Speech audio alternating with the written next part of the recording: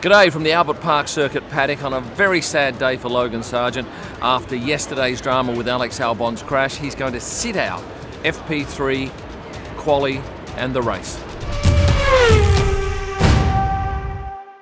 Now let me quickly recap what happened yesterday afternoon. I was out at turns 7 and 8, and that's where the accident happened. 2 minutes before the accident happened, I decided to scoot. Of course, Alex has that incident, wrecks his car completely, damages the gearbox, the chassis and the engine. All of that had to be replaced. I was very lucky to actually realise that he'd crashed. Only some people in the crowd drew to my attention. So I sprinted back, and you may have seen some television footage, which I didn't realise was on, of me running back. These pictures were taken. Alex gets into the medical car and heads back to the paddock. They do a whole lot of work on that car in the afternoon, and they realise that they cannot fix it. They just don't have a spare chassis. Now, that's not normal, and certainly James Vowles in his press conference just over here this morning mentioned that that's not what he wanted, but he was faced with the option of wanting speed or having a spare chassis. They chose to put their energies into the speed, and certainly the speed of the car in the first two races was encouraging.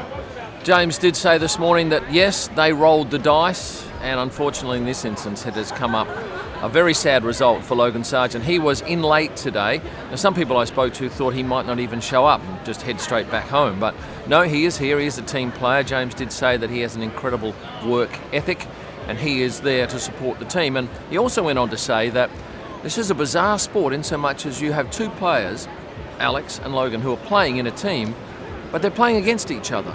And while Logan wasn't happy about it, it sounds like he was prepared to do it for the team. So I think that will cut him some slack later in the year and perhaps even allow him a bad performance or two and it not go against his name.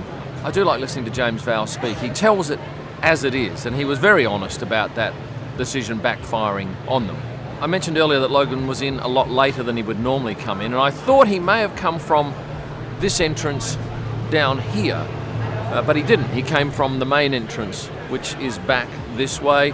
He didn't look distressed in any way. I think he's probably had enough time to digest that bad news. And he will be here for the team over the next 2 days to do whatever he can to help Alex get the points. But the one comment that stood out for me from James this morning was that we shouldn't be asking professional athletes to have to do this. Unfortunately, that's what it's come to. And now there is huge pressure on Alex to perform, because if he crashes out or doesn't do well, they've sacrificed a lot with leaving Logan out of the car for nothing. Now, other things I can tell you about here in this paddock, and it is one of the most beautiful paddocks that we encounter. I caught up with Oscar Piastri's mum the other day and his grandparents. Interestingly, Nan had actually baked these beautiful lamingtons and provided a whole host of rumballs for the team to enjoy over the race weekend. And still on the subject of Oscar, his image is everywhere around both the track and outside the track. This particular signage across Queens Way is bold for his sponsor, Quadlock. He and Daniel were paired up in the press conference on Thursday, and I liked that pairing. It was good fun. They were enjoying themselves. And I think probably Daniel won't mind the fact that Oscar is getting plenty of publicity, because in the past, being for most of those years the only Australian on the grid, he was under enormous pressure. A lot of that pressure has been lifted this weekend, giving him a chance to just focus on the racing. Gunther Steiner, yes, he's back. He's working for Channel 10 in a commentary hosting position, and I caught him having lunch with Carlos Sainz Sr. Who else have I seen in here? Lance Stroll's sister, Chloe Stroll, was with her husband Scotty James. Popular post on Instagram, a lot more popular than I thought, and she's a delight to talk to. She is actually a singer, although I've never heard any of her music. Daniel's also had some promotional duties to do here. Here he is in a Red Bull race suit doing some Ford promo work outside of the paddock, something that Liam Lawson also had a crack at as well. Actually, I did mention to Liam on Thursday when he came in, welcome to your home Grand Prix. He said, hey, I'm a New Zealander. I said, I know that, but this has got to be your closest race, even though he's not racing. It was good to see two Doohans on track today, with Mick riding a motorcycle and his son Jack in an F1 car. That was a demo lap, and I believe they're doing another one on Sunday. Let's talk quickly about the Melbourne Walk. There's nothing like it anywhere in the F1 world. Hundreds, maybe even thousands of people out there waiting to see their favourite drivers. It's a media scrum. It's a whole lot of excited people. Lewis Hamilton did the walk both on Thursday and Friday. Now, typically he'll do one, but to do two is, from my memory, rather unusual. He seemed to enjoy it as well, although his security was right on top of things, making sure that he wasn't trapped in a huddle for too long anyway. Also out there on the walk was Charles Leclerc on Thursday, kicking a football about. Why is that? Well, their social media content guy, Josh Cruz, is a Melbourneian, an Aussie who's working for the Italian team, and he took a Sharon footy out there for the Monegasque driver to have a kick about. And how was he? Hopeless. Anyone who has never played Aussie rules football is not going to have any idea of how to kick an Australian rules football. Well, I've come down to do a meet and greet with all these people on both sides. They're quite enthusiastic. And part of the deal is I'm taking photos of them with this little camera, and they get the picture. He'll have his eyes. There you go. I'll come back and sign it if you want, but it's just great to see all these people down here, and they're all mad F1 fans, and they follow me on Insta or YouTube or TikTok or Facebook or X. Now, I mentioned Oscar Piastri's mum. Other parents here, Lando Norris's dad, caught them walking in together, Lando with a scooter, and this looked to me like a branded deal with Pure Scooters and McLaren. Something I've not seen before. Now, on something totally unrelated, if you are German, you might have seen me pop up on Sky Sports Germany.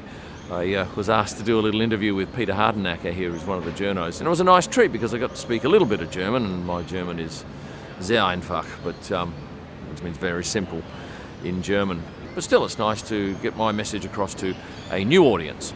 That is the Alpine Hospitality Suite just behind me, and it didn't look like that yesterday morning. It looked like this. Why? Well, they had a burst water main. It did require a couple of hours of work, but today, as you can see, she's back to normal. Now, I'm trying to think if there are any other circuits where the drivers use the same toilets as the people in the paddock club, but certainly that's the case here, because that toilet behind me there is accessed by the drivers by going through that gate. So if you've come down from your function upstairs, could be you're standing next to Carlos Sainz or Lewis Hamilton in the men's toilets. Would you strike up a conversation in that instance?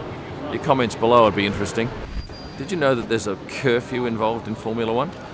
What happens is the cars are locked down overnight, and at a certain point the teams are allowed to go and work on those cars, but until that time all the mechanics and the crew have to stay outside the paddock. So now the gates have just been opened, so you're seeing crew member after crew member flood into this very beautiful Albert Park paddock. You may have seen plenty of photos with these big heads which are handed out by the Australian Grand Prix Corporation. Well, I tell you, they are absolutely revered. People clamber for them, scream, go crazy. Look at this young lady here. She was certainly one of the most animated I saw out there on the Melbourne Walk. And of course, if you can get one signed by a driver, it makes them even more valuable. And just finally, in a recent video I did, you might have seen a young girl trying to get my attention while I was recording something on camera. Now, I've got to tell you, I can barely do one thing at once, let alone two. So I apologise to that young lady, and if she'd like to contact me, I'll gladly send her a signed Nico Hulkenberg print. I think we're in for an interesting race tomorrow, and hopefully not one just dominated by Max Verstappen. And if you haven't yet subscribed, here's your chance to do it. Thanks for watching, and stay passionate.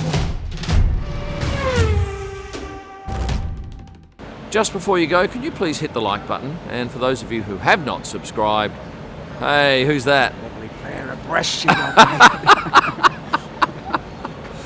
mate. Morning.